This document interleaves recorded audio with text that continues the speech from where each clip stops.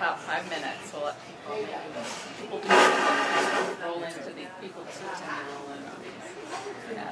Well, some people got to probably figure out where the cafeteria is, right? Right. I know, and then I think I saw some posts that didn't even say where, they just said Kennedy High School. Yeah. I'm like, I know we put cafeteria, you know. Awesome. Get you started.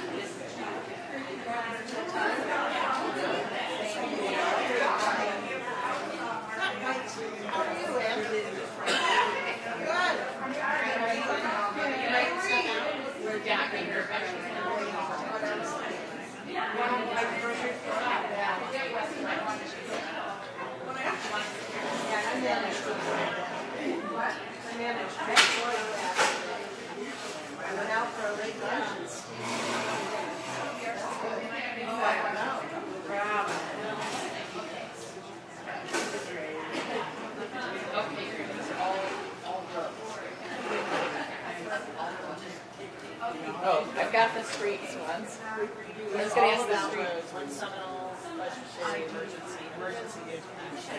That was another emergency. There was an emergency one in there, wasn't it? Yes, it is. Okay. So I'll put these under streets. That would be nice. It's my first time. I don't know if I'll be really good at it. You'll be fine. Thinking on my feet. I think I can. I teach at-risk students. No one's going to curse me out, so I'm pretty good on that. Where do you teach at? Metro High School. Oh, do you? So I think I'm ready. 3 minutes.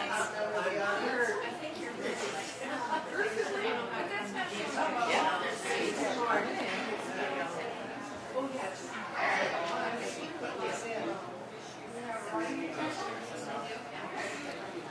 Right. Oh, everyone will have an opportunity, right? What's that? So everyone will have an opportunity. Yeah. Ask away.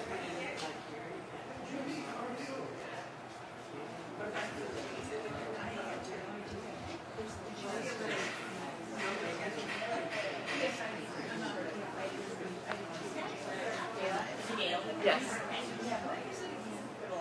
I can make Oh, I have a tip one. You want This one is, what do you think about the use of tips? Okay. City funding budget, leadership, qualities. What? No. Golf would be good. Since there's a golf course or two in this district, I think. Oh, I didn't see one. Should have packed the room. What's that? I said you should have packed the room. Yeah.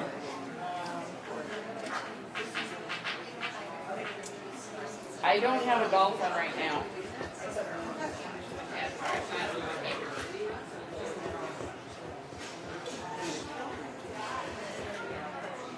I got 58, so we'll wait 2 minutes in case someone wanders in.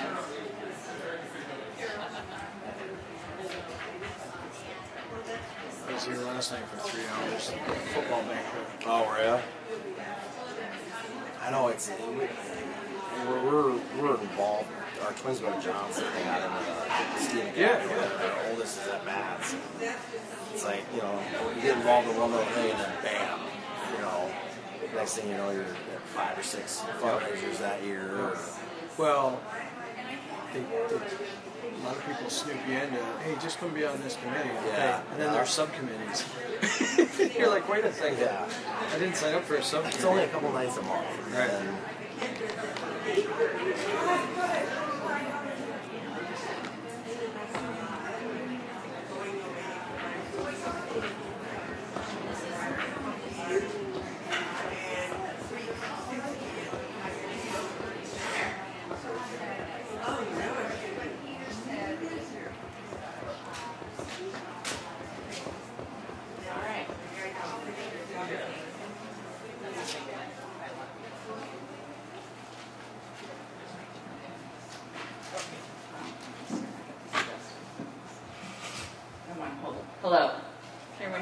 Is it too loud?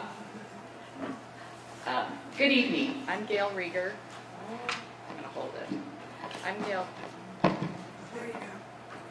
Gail Rieger of the Linn County League of Women Voters. The League is a nonprofit volunteer political organization which neither supports nor opposes any candidate or political party.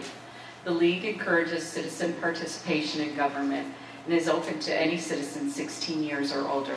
This forum is part of our voter education efforts to help voters make informed decisions at the upcoming elections. We hope that over the course of this program you will learn more about the candidates and what they hope to do for our city.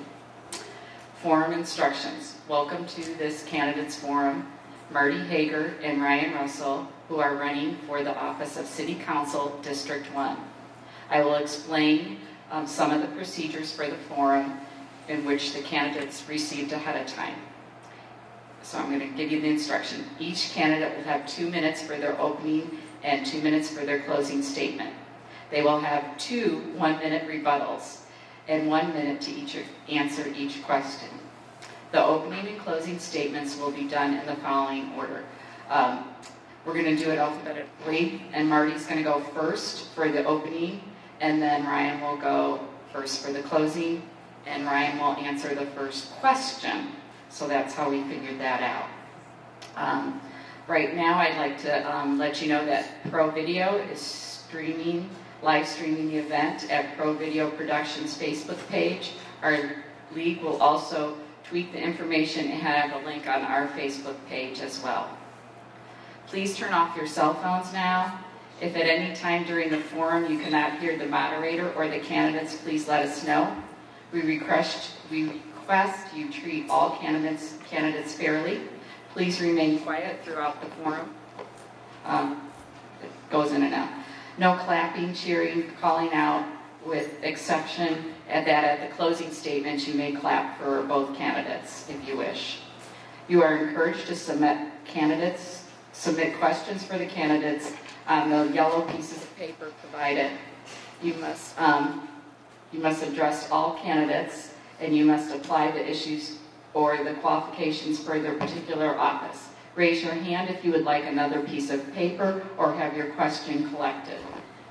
League panel will review the question for eligibility, clarity, acceptability to all candidates. I will read as many questions as time allows, some combine similar questions, striving to cover a variety of topics. It's bothered me that I hear it cutting in and out. Do you hear it cutting in and out? Yes. Okay, good. I might have to just use my teaching voice. So we'll start with the candidates. We'll have their 2-minute opening statement. And so, Marty, go ahead. Hopefully your mic works better. I appreciate everyone in attendance tonight as we discuss many issues. Sounds like it is. Yeah. Hello? No. Hello? Nope. Yeah, here, let's turn this one on. Yeah, we might. He said there was one really good one. Hello? Can you hear that? Yeah. Okay. I appreciate everyone in attendance tonight as we discuss many issues that face our community. I was born and raised here in Cedar Rapids. Hello? If we should all off but one. Yeah, let's just have one on at a time. All right, try this one. Is this better? Nope. It is. Hello? Okay. There we go. Try to hold it this way. I was born and raised in Cedar Rapids. I'm married to my wife, Jen, of 21 years and have 3 children, Jack and Ben, who attend Kennedy High School, and my daughter, Ella, who is an 8th grader at Franklin Middle School. My professional life has been spent around real estate and development in Cedar Rapids. I worked real estate sales from '96 through 2008, and in February 2008, I accepted a job with the City of Cedar Rapids as their real estate development coordinator. When the floods hit of 2008, I was there working through issues with neighborhood residents, companies, state and federal leaders. As a staff member, we worked countless hours for months on the neighborhood planning process, which led to the approved flood protection plan as it's known today. In 2010, I accepted a position with the Neighborhood Development Corporation, which is a nonprofit organization that works in low to moderate income neighborhoods. We served as a catalyst of development into the flooded neighborhoods, building single and multifamily housing and small commercial renovations. As president of that organization, we were responsible for increasing the taxable values of over $10 million. Today, I work as a business development manager for Graham Construction. My role is to market our company for quality construction projects in the community. Personally, I've made several investments into our community. Most notably, I was one of the creators of the sag wagon that borders the banks of the Cedar Lake. When this concept was a dream, many people said it would not work. They said the area was run down, a bicycle-themed establishment would not be accepted into the Cedar Rapids because it was not the norm. Well, bicycle traffic is better than ever. Our trail system, and a big announcement last week was made between the city of Cedar Rapids and Hall Prine, has committed over $10 million into that area. I tell you this because I believe I have a good vision of what needs to happen in our city, and I believe hard work and determination can keep momentum going to make this community an envy of not only the state, but the Midwest. And candidates, please kind of keep watch on the timers. I forgot to mention that. Good evening. My name is Ryan Russell. I'm running for City Council from District 1. I want to thank everyone for coming out tonight and thank the League of Women Voters for hosting. My story in Cedar Rapids began in 1999 when I moved here from Chicagoland area to attend Mount Mercy College, which is now Mount Mercy University. I majored in political science and history there. Met my wife, Lori, at Mount Mercy. She's from Northwest Iowa.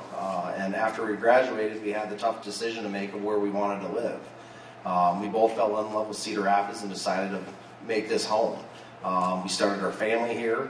I've got 3 awesome kids, Brennan, Liam, and Maggie. Brennan, our oldest, is at St. Matt's, and the twins, Liam and Maggie, are over at Johnson Elementary through the Magnet program. After I graduated, it was important to live in a community that was welcoming, that was open, that afforded us opportunities to stay here.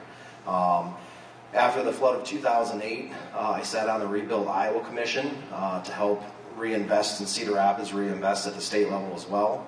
And in 2010, I also sat on the Cedar Rapids Long-Term Planning Commission. We were charged with creating a document that was going to be a guiding document for City Council to use up until 2030. So a lot of the stuff that you hear or see is pulled out of that document and out of that presentation to develop and get ideas out in the community. I personally work for a company called LinoLink. We're a global ground transportation provider, so we have a very far-stretching global reach here in the corridor and beyond. My wife, Lori, is a registered nurse at Mercy, and I'm running for City Council because I'm ready to serve. I want to make sure that I'm an advocate, a voice, and represent you, the citizens of District 1. So I'm excited to answer questions. I'm excited to answer questions. You know what happens? I turn this on to get ready. When the other mic comes on, it takes, so we have to have them off, maybe. Or we try. Okay, now we're going to start the question part of our forum. And we're going to start with a question that we had several questions on this topic. We've kind of tried to put them together, but it has to do with Seminole Road, emergency vehicle access and route. Would you consider helping the hundreds of homeowners south of Xavier High School with a second emergency exit from the neighborhoods? The current road is encumbered by railroad. Thank you. Let me turn this off so you can answer. And you're going to start. All right. Is that better? Absolutely. This issue is critical because you have lives at risk. The only access point in and out of that neighborhood is over a railroad track. If there's a train that's stopped or a train that's switching there, that's a huge, huge, huge risk. The number one duty of city government is protected citizens, and that means being able to have access points in and out of a neighborhood. I know that on the state and local level that current council's gone back and forth, back to the drawing board, back to the table on this issue. there's no reason that any candidate or council member now shouldn't be supporting this. I believe in providing a second access point, if that's through the trail system, for emergency vehicles to get in and out. I don't count on the railroad breaking a line of train cars in order to get emergency vehicles in. So absolutely, I support a secondary access point. I agree. We have to have a second access point for there. Just case in point, a couple weeks ago, a gas line was cut, and there was a line down 42nd Street for over an hour. There were school buses lined up at Xavier High School, parents calling the school district saying, "Where's my kid at?" And that's a case in point. We need a second access. And there's two ways to do it. Right now, there's almost 100 acres for sale right on 42nd that can be cut through the back side of it. And then the other option is to build a bridge over Cedar River and go through Seminole Valley Park, which we own. So I would advocate to look at the least expensive option of the two and make plans to grab that second access so we don't have that instance again. Okay, keeping with streets, there's a question about Winnig Road is terrible. What's your priority? Repairing Winnig Road. So this is on Winnig now. Well, I think that we need to look at the progress for streets and the local option sales act that we have. And we need to, a couple of years ago they did Glass Road, and that was one of the first projects. And then they kind of hopscotch all over town. I think we need to look at a comprehensive plan and say, okay, do we connect to that and improve Winnig Road, whether it's from Shaver Road all the way to 42nd, because they're building everything around it, they're improving it, we just need to connect the dots now. Yeah, am I good? No, mine's off. Sorry, I don't mean to yell. Yes, Winnig Road, like many secondary streets in the city of Cedar Rapids, are in bad shape. The current method that we use for paving for progress involves a strategic system that takes any bias out of these road construction projects. That's great because you don't have humans involved showing favoritism from one neighborhood or one block or one street at a time.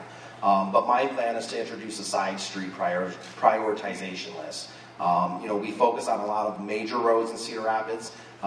We know that Winnig is becoming busier and busier every year as an access point to this side of town. So my plan as a council person is to be able to develop a prioritization plan for secondary streets or for side streets. So yes. Why don't we just... Yeah, let's just use one. Yeah, then we don't get the confusion. Okay, so we're going to stop on streets for a little bit, and the next one that's pretty popular is TIP. So they would like to know some things about transparency. Would you entertain organizing a statewide city council commission to give us transparent review that we voters understand to determine if TIFs are worth the expenses? So transparency and TIFs. I think the biggest struggle on TIFs is that a developer goes in and they don't know what the rules are, and there's no point system. So it seems like in the last 3 years, 4 years, any project that a developer wants, they're asking for TIF. We need to develop a TIF plan and a scoring matrix and a check sheet to see if it qualifies for TIF. I don't believe in just having a developer come in and say, well, if you don't give me money, I can't build this building. Well, that's the market. Then you don't build the building. You make it has to be feasible. You got to be feasible, responsible with these developers. And I think that we need to come up with a plan, and everybody's playing off the same playing field.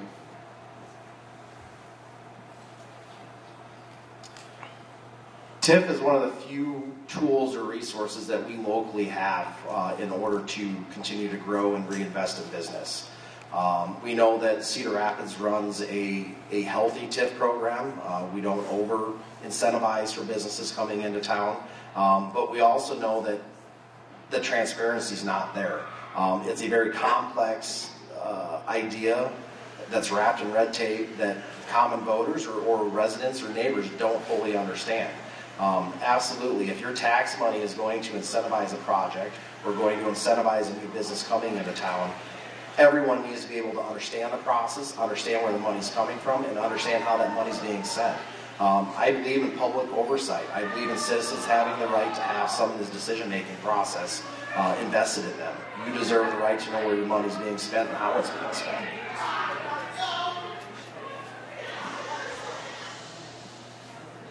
Okay, you can tell we're in a high school. Taxes, there's one more on taxes, not on TIF, but taxes on homes keep going up.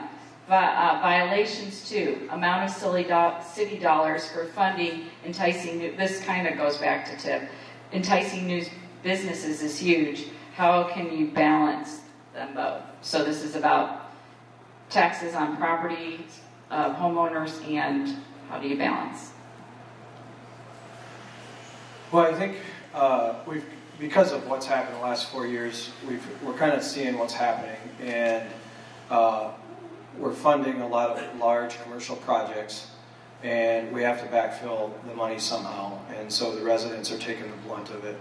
I'll give you an example, and this is more of a commercial example, but I know a property owner downtown who pays 100% property tax on his building.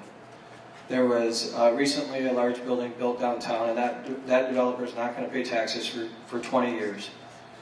This gentleman has lost 3 tenants to that building owner, and he's going to pay $1.6 million in property taxes before that developer pays $1, and that building is now 40% empty. So, you know, we just can't pass this money along down, and especially to the homeowners as property taxes. I mean, it's just not there. I look at the issue of property taxes locally, and my vision for that is we need to start tackling it at the state level. Again, as a community, as a city, we have very few resources in order to draw from our tax base, and one of them obviously is property tax. We know that in the state of Iowa, we have a very outdated tax system. We know that we don't have a 21st century tax code in the state. We know that the state is constantly losing revenue every year. We need to work with our state leaders at the local level, and we need to get the State House knocking on the door every week. We've got to push for a tax reform statewide. We can only do so much locally as a community, and it's not fair that we constantly rely on property taxes. So my first point in making taxes more understanding and more appropriate at our level is to work with state leaders to reform our tax code. We're the second largest city in the state. We need to be knocking on that door pretty hard.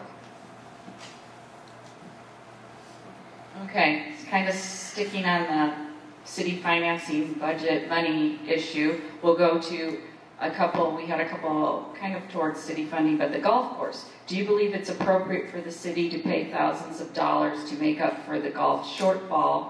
And then, so let's answer that first. Is it me or I think that you've been going first because you're close. Oh. We'll switch it up now at question 5.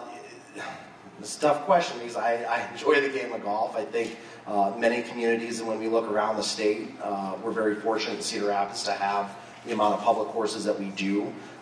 It gives us as residents an opportunity to enjoy recreational activities.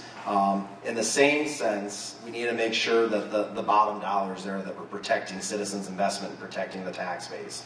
If the city is constantly supplementing into the golf course system in order to keep it in the black, that's a problem. We know that adjustments have been made with management there, eliminating a couple positions. Everyone hates talking about cutting jobs. I'm the first in line to say that's one of the most uncomfortable conversations you would have to have as a leader. But in the same sense, we need to make sure that our budget is balanced and that resources and necessities for citizens are paid for first. You know, recreational activities are needed. It enhances our quality of life. But at the same sense, if we can't pay for the basic needs of the city and have a balanced budget, then yes, we need to take a look at that. So I look at the golf situation in 2 different ways. And I think one of the reasons why it comes up so much is because of Jones Park. And the Jones Golf Course floods a lot. So, you know, there's another amenity we have in this city that loses millions of dollars every year, and nobody talks about closing them, and that's city parks. We don't make $1 off city parks, but we have them because it's an amenity. And I believe that the golf courses are an amenity of our community. So I believe that we need to keep them all, because if we lose one of them, we'll never get it back. And that's not fair for the generations to come. And but I also look at Jones Golf Course and say, let's fix it. Maybe it's not an 18-hole. It probably should have never been an 18-hole. It was built as a 9-hole originally. So let's fix it and let's keep it as a 9-hole. Maybe we make it into something for a junior league and advocate for our children to learn how to play golf on that course. And we keep it open. Again, it's... Can't they finish their sentence? They could finish their sentence. All right. I'll say thanks. No. You're good, though. You're stopping it. Stick around. I know, and 1 minute doesn't seem like enough time, but we want to keep it moving and get it to as many questions as we can. We're going to move to a little bit about housing. We have a few questions about that. First one we'll do is affordable housing. What will you do to bring more affordable housing opportunities to Cedar Rapids? And yeah, we'll go with. So I'm not the creator of this idea, but I really do like it, bringing back the Affordable Housing Commission and appointing citizens to a committee that looks at affordable housing projects and takes them forward to planning and zoning and to the city. When I was a city staff member after the flood, I was a city liaison for a replacement housing program. And so we had developers from all over the country flying into Cedar Rapids wanting to throw up any kind of housing. And so we established a committee that reviewed all housing proposals and before they went to city council, because there was so much that was going on. They just couldn't review every project. So I think if we took citizens, put them on a committee, and had them vet these projects before, so it truly is the citizens looking at these proposals before it gets too far down the road, before planning and zoning and before it goes to the city council.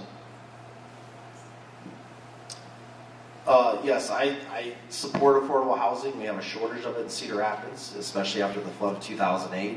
I walk out my front deck and look both ways down my street, and I'm surrounded by affordable housing. It's good quality, safe housing. It's clean. It's well built. I do have an issue with not including citizens in this process, and I'll echo kind of what Marty said. We need to get community involvement in this. If you look at the Crestwood Ridge project over on Edgewood Road, that was a hot button issue. I don't believe the city did its job by educating and engaging the citizens in that decision. When you have 1,000 neighbors surrounding that project opposed to it and signing a petition against it, the city didn't do its job. You have to make sure people engage, understand that level of project, the need for that level of project, and again, get citizens involved in that. There's no reason that it hits you in the face real hard and you didn't know that was coming. And I think that's where the city is failing on affordable housing, is that we're not engaging neighborhoods and we're not engaging citizens in that process. All right. Kind of on the housing topic, there's a question about root houses. Should they be allowed anywhere, even when they don't meet the covenants or customs of the neighborhood? So, root housing. Well, I think the covenant side is kind of, covenants protect neighborhoods, and that's, I guess I don't really understand the question, because if there's covenants in neighborhoods, there's, you can't put a covenant on the price, but you can put it on, the size of house and the style of house. But as far as the Roots program, I was involved in the replacement housing for the city, and the Roots program was built to rebuild in the infill neighborhoods. The city council put a cap of $150,000 on the house, and it was a state program where they gave the buyers 25% of a down payment assistance. I don't know if any examples where they built root houses in neighborhoods that were $40,000, $50,000 lots, because you just can't afford to build them. Well, they did. Okay. Okay, I'm not aware. That's not how we. Okay. No. Okay. If you have more further questions, thank you. The root program was fairly successful after the flood. I mean, I've got friends that have taken part in that process and that program and live in great neighborhoods. But I'll go back to my previous point about affordable housing. If you're not involved in that process, if that neighborhood and that community is not involved in that process, that's the problem. Again, if you have folks that are interested in root housing or affordable housing, at the end of the day, you've got to live by that. You've got to live next door to that. So I can't say it enough, I can't echo it enough. Community involvement, community engagement. The city needs to be the ones that are directing those conversations and involving people. We know that the ROOT program has paid dividends in neighborhoods where we had infill development needs after the flood. But in the same sense, if the city's not committed to involving you as neighbors, as residents, and as voters and as taxpayers, that conversation can't continue. Thank you. Sounds like we have some topics that are pretty concerning to your voters, so that's good. We'll just try and keep it between answering and things like that. So, kind of going on, affordable housing, root housing. We're going to go, how about addressing some of the poverty? This is from one of our younger participants. What are you going to do to help the poor, or relieve poverty in District 1? Well, I think it kind of goes with affordable housing and the different programs that are coming about, like the project on Edgewood Road. They wanted to build that for a mixed use of residents to include some units for homeless. And I think that we need to have that in several areas of the city. I was involved a little bit, took a tour of the Willis Dady facility on the southeast side, and they're doing a great thing by building and spending $3 million on a new facility. In the community, it's a community involvement. They raised over $2.5 million for that project, and I think the community needs to get involved with Willis Dady and other nonprofits to provide housing for, this time of year is when you see the people downtown sleeping outside. So we really need to reach out and help them. We know that we have a homeless problem in Cedar Rapids. I don't think any of us have turned a blind eye to that. Cedar Rapids is home to a number of great nonprofit agencies that have stepped up to the plate, partnered with the community, partnered with the city. The most important factor with me with providing a helping hand up, not a handout, but a helping hand up, is being able to get people back on their feet. Whether or not that's us as a city and as a community and partner with our nonprofits to provide job training. Transitional housing comes up. That's what it is, it's transitional. You're supposed to help people get back on their feet and have them reinvest in the community and become owners in the community, whether or not they rent another property or buy a home and pay taxes. So I think when you look at the homeless problem in Cedar Rapids and getting people reinserted into our community, we need to take it on a multi-step platform. It's not just providing housing from them, it's providing an outreach program that will allow them to get educated and trained, to get a job, make a living wage in Cedar Rapids, and one day become their own homeowner.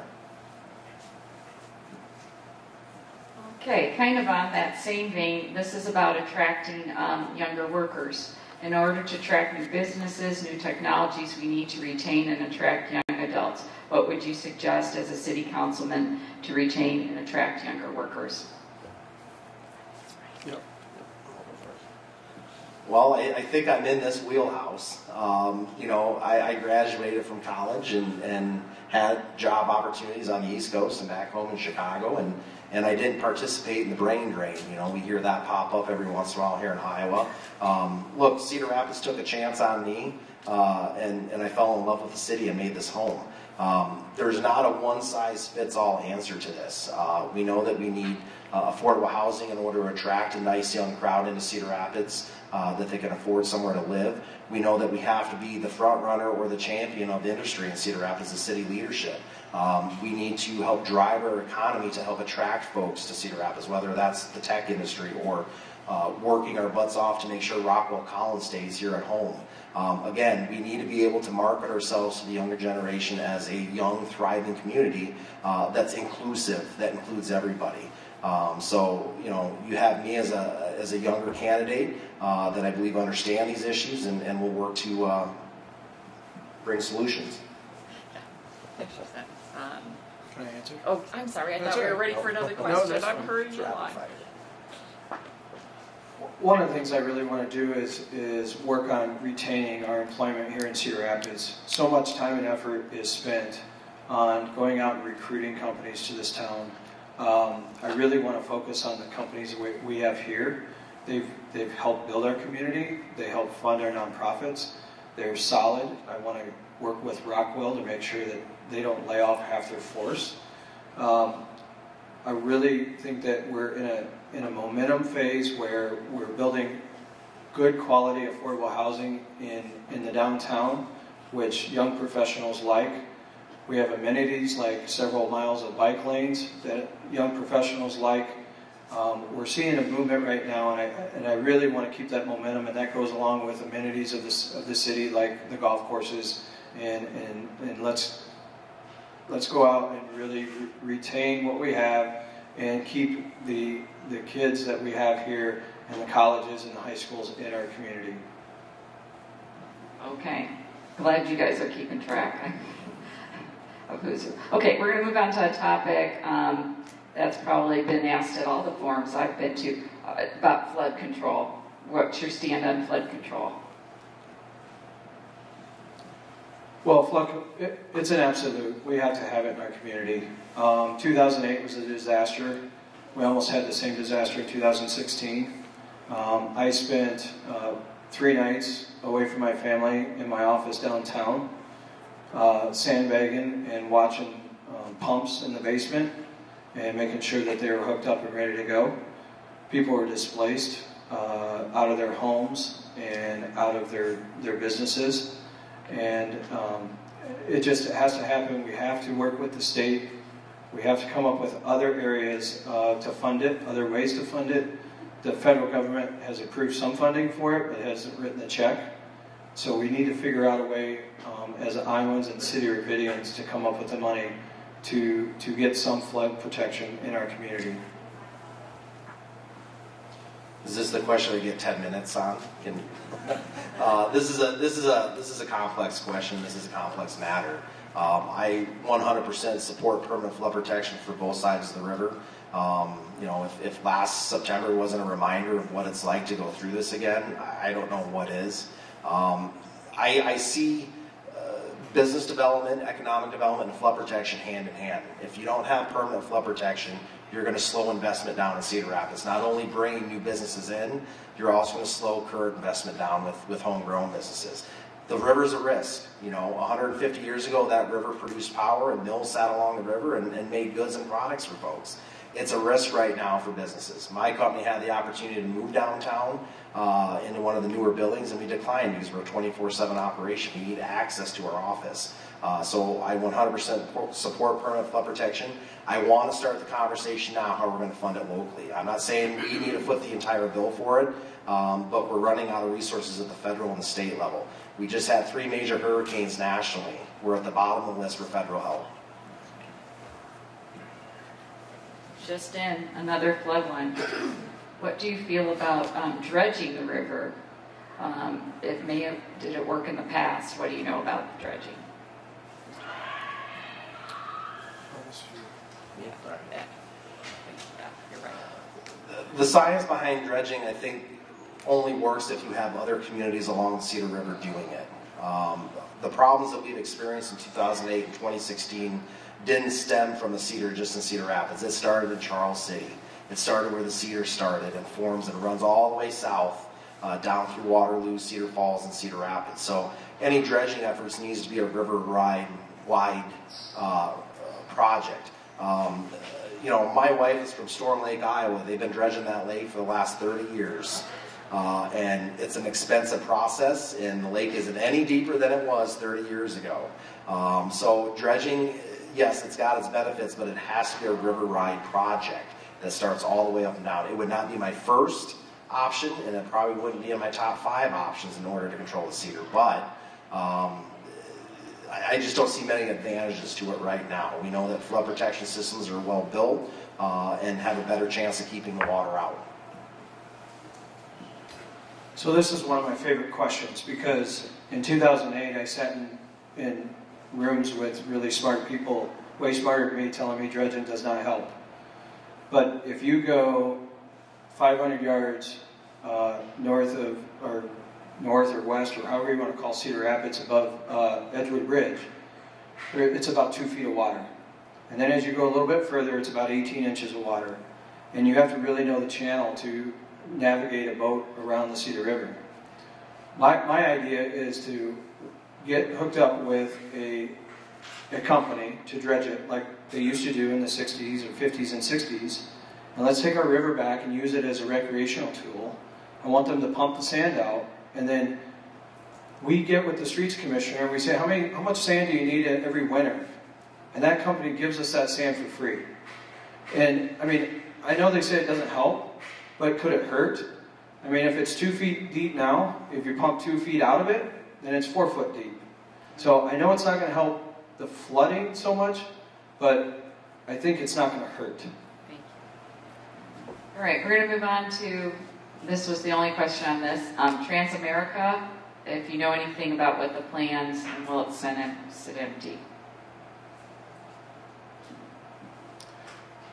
I do know that they're planning on moving several of their employees out to the southwest side building that they just acquired from Highview maybe a year ago. They are renovating, or getting ready to kick off a renovation of that. I do also know that they don't have any plans for that corner right now. They're in the process right now of looking at a nationwide plan. They are closing a facility out in San Francisco, California right now. And until that is wrapped up, they said they're not going to make any major plans for that corner. They have developers calling them every day and asking, when is that corner going to be available? So I do know there's interest. But from the people that I met with last week, they said that they don't have any plans right now. They've got a list, and they're going to call everybody on the list and talk to them about what's going to happen with that corner. But it'll probably be another year, is what I'm being told. That's a big property. It's one of the few campuses, business campuses that we have, in Cedar Rapids. The city needs to be a partner with Transamerica and again, market ourselves and recruit other businesses in. You need to start with what you've got. Why not increase the offices that Transamerica has here locally? We know that the new building, or the building that they purchased out on C, is large. It's a huge campus. It'll fit their business model. It can't house everything. Cedar Rapids needs to be making those calls and working with Transamerica to fill that space. We know that there's a lot of commercial square footage available in Cedar Rapids, and we keep building more and more new buildings. Again, we need to market that property. We need to either redevelop it or pitch it to an outside company that's looking to relocate. The amount of square footage that's available in commercial real estate is pretty sizable. We face that with the company I've worked with. We could have relocated anywhere. So again, if you can't retain or grow business or attract new businesses, you're going to have property sitting empty. All right. I'm going to go on to voting on issues. Do you see any reason while serving on the city council, your personal life would recuse you from voting on issues?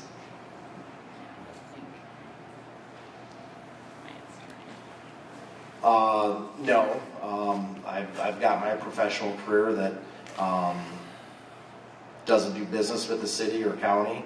We're a global company. We have a global reach. We're headquartered here in the corridor. So professionally, I don't have any conflict of interest. I see that as an added benefit, right? I'm here to work for you. I'm here to represent you, and I'm here to vote for you and listen. So professionally, no conflict of interest at all, and personally, no. I'm a father of 3 and happily married, and love Cedar Rapids. So I'm here to work for you. I'd echo that. I do work for a construction company, but we do not do any public bidding. We don't chase any kind of hard bid work with the state, the city, the schools. So I don't foresee anything as of right now that I would sit there and say that I have to recuse myself for any conflicts. Okay. I just have a couple more unless my sorters have more questions. Okay. So we'll just go to this one. We had a couple questions kind of about leadership, and I'm kind of trying to paraphrase them. So what qualities do you bring that will make you an effective city council member? And then you're both very busy. What motivated you to run for office? And what traits do you bring? So very similar. Is that one question? Yeah, kind of like, what are your Okay. qualities Okay. to be, and what motivated you to run? Well, we can, I'll take it. one at a time. So what motivated me was working on the inside of City Hall in 2008 and watching the decisions that the City Council at that time were making for our community. And it dawns on me that they were making decisions that's going to affect our community for 50 to 100 years.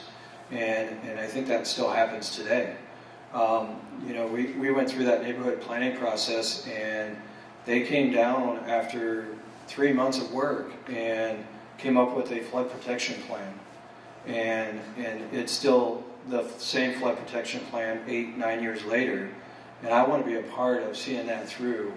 And it is what's going to set the tone for our community going forward for many years to come. And again, what qualifies me for that is I was there. I was away from my family for months. We'd work at 7 in the morning, and we'd work till 7 at night, 9 o'clock at night, 10 o'clock at night. And so I really feel like I'm qualified because I was there. I'm ready to work for you. You know, at the end of the day, as a representative for District 1, you're my boss, not the rest of the City Council, not the City Manager, not the Mayor. You're my boss. So I'm ready to engage you, I'm ready to listen to you, and I'm ready to involve you in the process. And maybe it's because I'm a little bit younger, and maybe that's what we think, but I believe that everyone needs to be part of the process. No matter if you and I disagree or if we agree, your voice still needs to be heard. Professionally, for the last 13 years, I have built and developed teams. I currently manage a team of 50 folks. I'm not the smartest guy in the room. I don't have every idea. I account my professional success to being able to build a strong team around me, to engage them and make them inclusive of that process. So why I'm running for City Council is I'm here to represent you. I'm not here to push any personal agenda or business agenda that I have. I'm all ears. I'm ready to work. I think we have a couple more questions, and then we'll probably head to closing because it's about 2 follow-ups. Okay, 2 follow-ups. So, follow-up to the emergency in Seminole Valley. What can we do to get this moving beyond talking?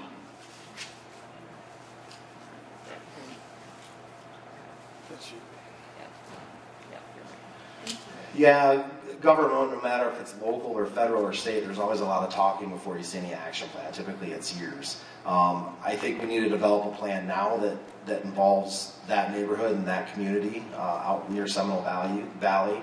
I think that needs to be run through the right channels now and not be pushed back on the agenda.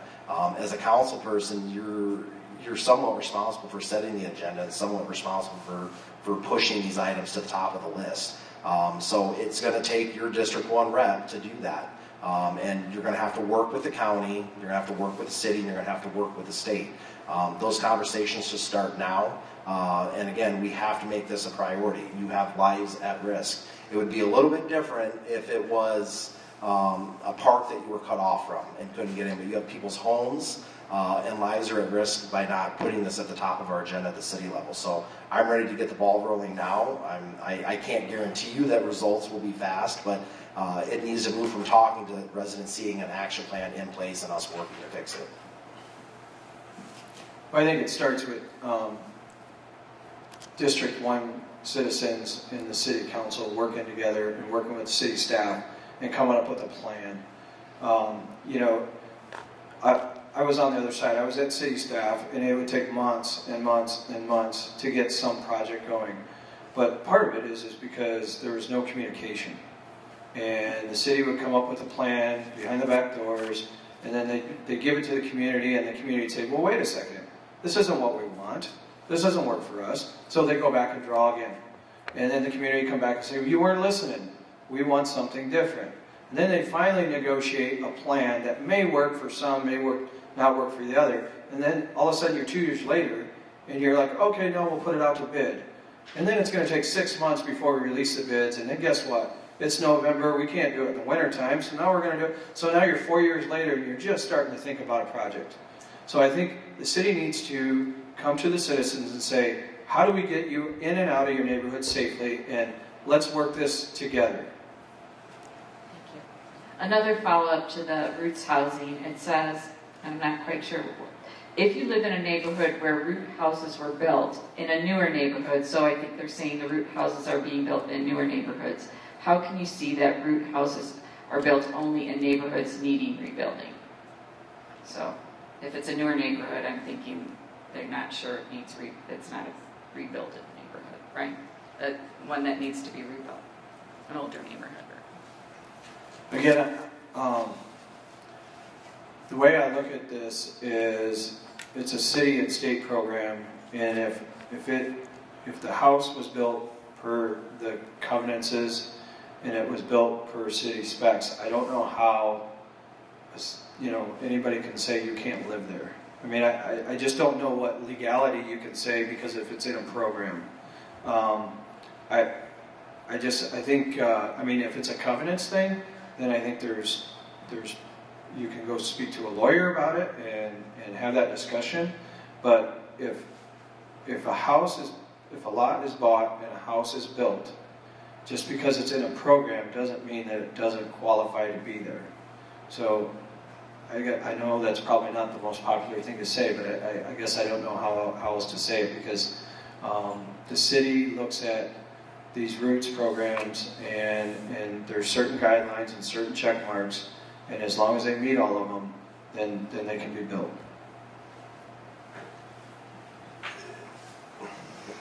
Yeah, if anyone wants to talk more about this after the forum, because it does seem like an important issue, I'll stick around. I'm all ears, so I don't know if I'll get my answer out in the 60 seconds that I've got here. Look, we know that we need that affordable housing stock back. We know that we want good people investing in our city, investing in neighborhoods through home ownership. I also get and I also understand that we have neighborhoods and we have folks that have to live next door to one another. And as property owners, we want to protect our property. We want to protect our lifestyle. So for me to give you a straightforward answer, I'm not going to be able to do it right now because this is a bigger conversation. Let's just be honest. It's something that if somebody was knocking on my door saying a Roots house is going to go up, I would definitely have questions. Now, one way I'm grateful because I live in a neighborhood that has a lot of affordable housing in it, and we've worked through a lot of these problems and a lot of these transitions. But it takes starting from the ground up, and it takes neighborhood involvement. You should never be caught off guard by this, and you should always be engaged, and you should be educated on the topic. Thank you. We're getting close to the end, and then they'll have some time maybe to talk with you after. So we're going to move to closing statements, and we will have 2 minutes for closing statements.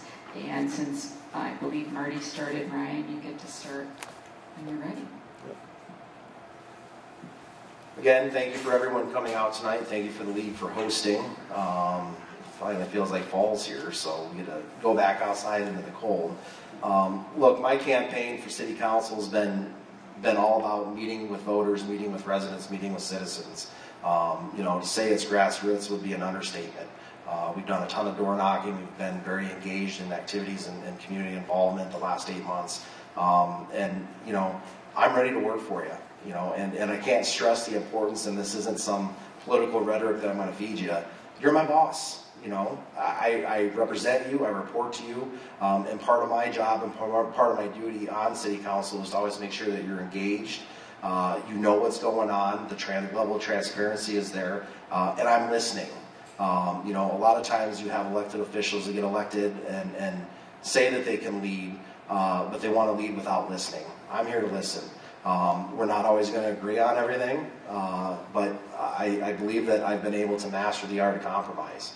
I'm an equitable person that believes that everyone has a fair shot, and at the end of the day, we can always come to a consensus. And this is a pretty important election in Cedar Rapids this year. You're going to have a new city council, essentially. You have a few district spots that aren't up for re-election this year, but you've got a lot of change that's going to be occurring. So, like I said, I'm always here to listen. On all my campaign materials, I've always put my personal cell phone number and my email on there. I'll take calls anytime, day or night, if you have a concern or a question. If elected, that will be the same. I know that Chris Julik, our current councilman, has been very good at holding quarterly meetings for the district. I intend on carrying that on. I also intend to be in every neighborhood at least once a month to meet with neighborhood associations and hear concerns straight from citizens. So I'd appreciate your support and your vote November 7th. So when I started this process, I made a commitment that I was going to run for an empty seat, not run against anybody, and I think Ryan's kind of taken that same platform. When I was interviewed by the Gazette, the process was we filled out a format that took about 3 hours to fill out. 2 days later, they asked us the exact same questions in an editorial interview. 1 day later, the lady asked the exact same questions for our article. And I challenged her, and I said, at what point do you dive a little bit deeper than the 9 questions that you asked me 3 times in 3 days? Let's look at who the candidate is on Saturday and on Sunday, and who they are when they're not running as a city council person. I sit on 5 boards, nonprofit boards. One of them is that we fund underprivileged kids on the west side of the river. And the reason we do that is because we know there's an issue. And so if Jimmy can't go out for basketball because he can't afford shoes, because shoes don't cost $25 anymore, we pay for it because we raise money for it. My wife and I started a 501c3 nonprofit called the I Know Jack Foundation to raise money for cancer patients. We started that 4 years ago. My son is a 10-year cancer survivor. We decided to give back, and that's what I want to do to our community, is give back so much that they've given to me. We have given over 400 backpack care packets to cancer patients in our community. This community has been so good to me and my family. I want to give back, and that's why I'm running for council. So I appreciate your support, and I want to thank Ryan for being a great opponent, because he was one of my best customers down at the Sag Wagon before this. But I appreciate you guys having us here, and I again thank Ryan for the process. Okay, I would like to close this board by thanking all the candidates for their participation in our democratic process. So we can applaud them now.